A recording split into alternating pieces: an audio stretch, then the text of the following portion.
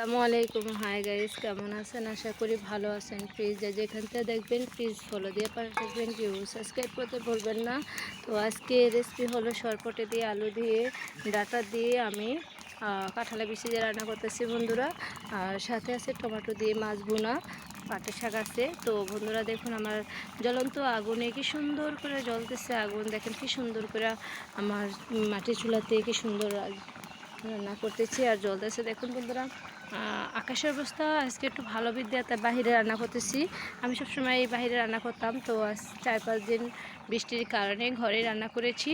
তো আজকে দেখুন কি সুন্দর বাহিরে রান্না করতেছি, কোনো মানে ঝড় তুফান নাই, বৃষ্টি নাই।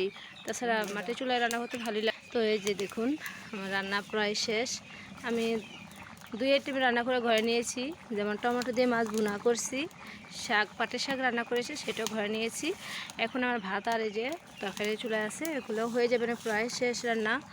তো বন্ধুরা দেখুন আমার রান্না যদি আপনাদের ভালো লাগে আপনারা বেশি বেশি করে শেয়ার করবেন, ঠিক আছে? এই যে দেখুন বন্ধুরা আমি অলরেডি শাক আর মাছ আমার ভুনা হয়ে গেছে, এখানে টমেটো দিয়ে মাছ ভুনা হয়েছে। আর ওইখানে তো দেখতেছেন চুলাতে বাকি রান্না আছে। তো বন্ধুরা সবাই বলবেন আমার রান্না যদি আপনাদের ভালো লাগে বেশি বেশি শেয়ার করবেন। ভালো থাকবেন, সুস্থ থাকবেন, সবাই ভালো থাকবেন, সুস্থ থাকবেন। আজকে এ পর্যন্ত, পরবর্তী সময় আরও ভালো ভালো রান্না ভিডিও আপনাদের মাঝে নিয়ে আসতেছি। আল্লাহ হাফেজ, সবাই ভালো থাকবেন।